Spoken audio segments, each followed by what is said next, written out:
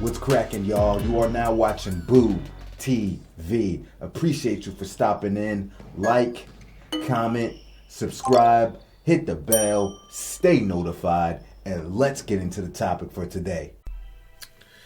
The conference finals are in the bag, and we are now awaiting the start of the NBA finals. So, like we've been doing on videos like this, we'll do a quick review of where I was right and where I was wrong in the previous series. And we'll talk a little bit about the finals, and I'll give my predictions, and we'll go over the polls. So if this is your first time seeing this graphic, the double check mark means I called the series correctly, and I called it in the right amount of games. A single check mark means I did not call the amount of games correctly, but I did correctly predict the victor. And of course, a red X means I called that series wrong altogether. So it hasn't been good for me lately with my predictions, I'll say that much. And I called both conference finals wrong in the 2025 playoffs. So let's start with OKC and Timberwolves. Obviously, I thought the Timberwolves would take this one in 7. I know it was probably the unpopular opinion, but, you know, I liked what I had seen from the T-Wolves. I like their grit. I like their tenacity. I like their hunger. And I was really impressed with what I was seeing from Julius Randle and some of those other role players as well. And I thought Julius Randle would be a key component into the Minnesota Timberwolves finding more success in this series, taking advantage of Chet and Hartenstein by either using his strength or his mobility, depending on the matchup. But ultimately, it didn't play out that way, and Julius Randle kind of disappeared as the series went on, if I'm going to be honest. The deeper we got, he just was kind of a non-factor, to be honest. That OKC defense was smothering, stifling. It was very hard for the Minnesota Timberwolves to score. They're physical, and they have length. And they're young. They made Ant-Man look rather pedestrian, and while Ant-Man has been inconsistent even before this series, if I'm going to be honest, he was not good this series. He just wasn't. And I think some of it, you know, you got to credit OKC and what they were able to do, and they were flashing him what double teams consistently, but also I think Anthony Edwards himself didn't rise to the challenge, because I believe he has the skills and athleticism to take advantage of OKC and not be so consistently marginalized by double teams. And I realized that his basketball IQ isn't the highest. I'm not saying he has a low basketball IQ, but some of his decision making with handling those double teams and just being more active offensively and more aggressive. And that's not all on OKC's defense. That's Anthony Edwards himself too. So he has some growing up to do. He has to get in the lab. He has to get better. He has to take more accountability and, you know, understand when it's time for him to put the pedal to the metal and be that guy. Carry your team. Carry the load. I can't have an offensive weapon like Ant and have him try to turn into some playmaker and then make an excuse saying, I just made the right basketball play. Get the hell out of here. No, you didn't. You didn't. You did exactly what OKC wanted you to do. So he has to hone his skills. Long way to go, Ant-Man. I also made the mistake of thinking that Ant Edwards was more or less in the same tier as SGA as a basketball player. And I was wrong. I was horribly wrong. SGA is on another tier than Anthony Edwards. Those are just the facts. And with that stifling defense And the Timberwolves not really reciprocating that kind of energy. It was a nightmare for him. It was a nightmare for him. OKC with that depth, especially at home, how those role players play, popping off like they do, good luck. And they're coming off the bench contributing immediately. OKC hit him with size. OKC hit him with versatility, stifling, even in fast breaks. You know, not giving up easy buckets, things like that. Minnesota couldn't do it. They couldn't do it. Also, I was wrong in the New York Knicks and Indiana Pacers series. Now, I wanted the Pacers to win as a basketball fan, so I am happy they won. But I did predict that the New York Knicks would take this. I think I might have said 7 games, if I'm not mistaken. Don't quote me on that. I think I said 7. But I thought the Knicks, top to bottom, were a better team looking at the roster. And I liked that Karl Anthony Towns has historically played very well against the Indiana Pacers. And I know I'm a Cat hater. I'll be the first to tell you, Cat is so inconsistent, and it's crazy. But given his consistency with the Pacers, I was expecting to see a more consistent Karl Anthony Towns living up to his potential more. And he had an okay series, and he had that one huge game with that huge fourth quarter. But it wasn't enough, and the New York Knicks didn't have enough. And there were some games in there where Jalen Brunson did not have some good games. I wouldn't even say mediocre. He had some poor games in that series where he was bottled up. One thing I didn't expect is for Coach Tibbs to start going deeper into his bench a bit more. So he pulled that cat out of the bag because, honestly, I think he was kind of forced to about halfway through the series, if I'm not mistaken. Don't quote me on that. And I think ultimately that was good for the New York Knicks, but unfortunately for them, I think it was a little bit too late. I think had he had chose to do that earlier in the series, maybe they could have won 1 or 2 of those games in game 1 or game 2. But it is what it is. The Knicks had their opportunities. This was a very close series. This could have went either way. But we all know the story about what happened in the first 2 games. The New York Knicks choking. Those games could have been in the bag. That could have went the opposite direction. But it didn't. So hats off to the Indiana Pacers for playing 48 minutes. And the New York Knicks did not. And sometimes it's the little things that's going to separate the victor from the loser. And show the mettle of somebody that's actually trying to compete for a championship. Home court advantage was very important in this series for the New York Knicks. It was very important because it is hard to win in Indiana. We've seen that. So they needed that home court advantage because they play significantly better in the Garden. Even with the offensive talent that Brunson is and all the talent they have on that Knicks roster, Bridges, Hart, Cat, if you will, OG, they have talent. They have depth, but the Indiana Pacers are just a well-oiled machine. They really are.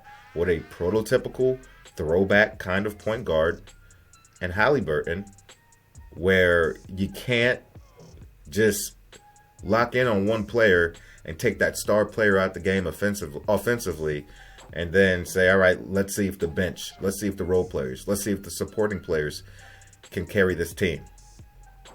They're going to hit you from anybody, anywhere.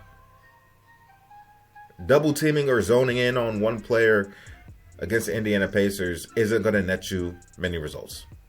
These are the hardest kinds of teams to defend. The ones that move the basketball, everybody contributes, everybody knows their role, everybody gets along, great chemistry, and the ball just finds momentum from player hand to player hand into the basket. These are the hardest teams to defend. And Haliburton is the catalyst for that. And I've said this even before the results of this series. I said this before. I said, I think Pascal Siakam is the best player on the team. You know, a lot of people say Tyrese Haliburton, and I get why, and I think it's debatable, but personally, Pascal brings a lot, both sides of the floor. And him himself is a well-oiled machine. Talk about consistency. And he actually has a championship. I was banking on the Knicks' talent and their momentum going into this series. And the fact that they had home court advantage, but they didn't take care of business. So, it is what it is. All right, let's see how everybody else voted on the polls. So I appreciate everybody for contributing and sharing your thoughts and opinions. So as far as the Western Conference Finals, we had 33 voters, and most of you did not agree with me, so kudos. And looks like 33% of you went with the T-Wolves, 61% with OKC, and 6% said, I have no idea. So the majority of you already knew what time it was.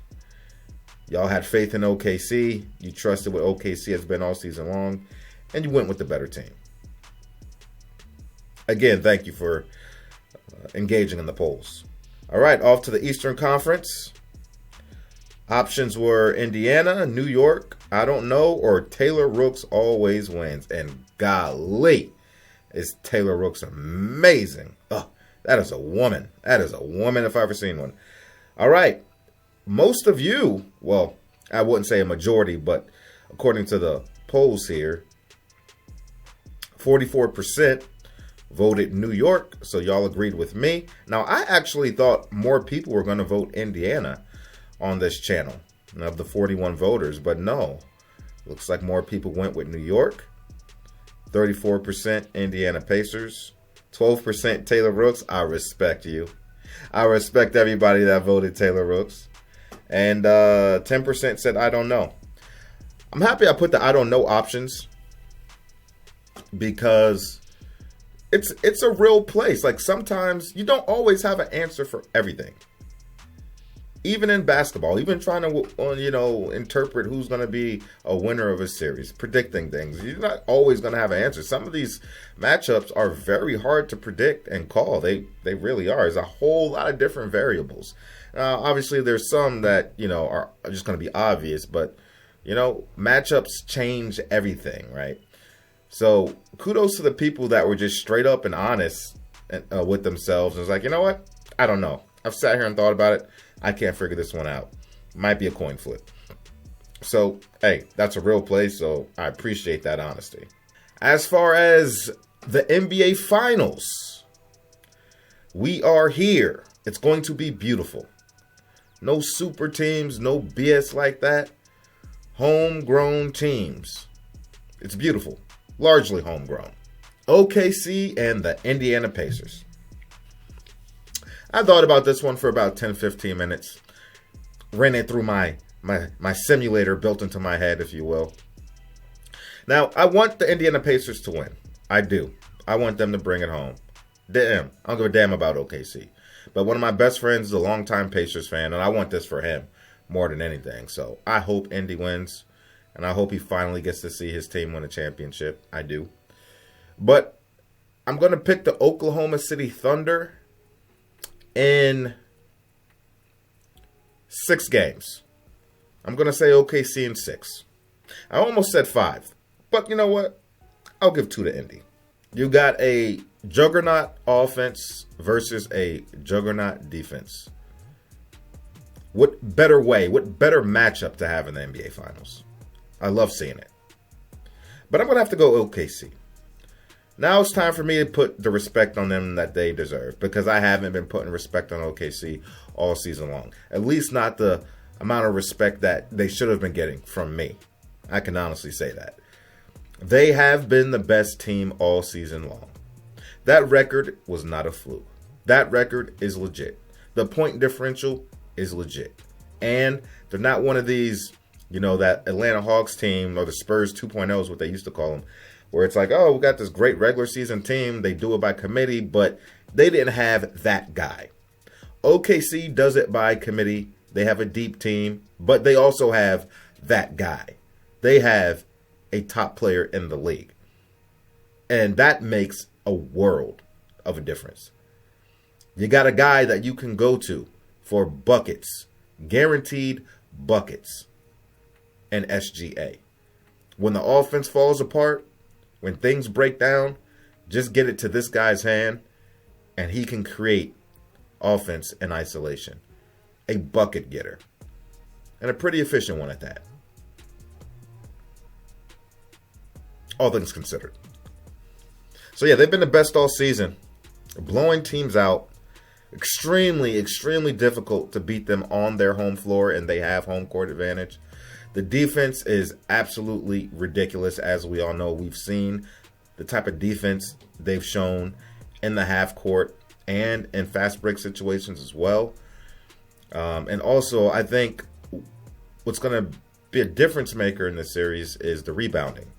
And I think OKC is going to destroy the Pacers on the boards. That large front line of OKC is going to be hard to deal with.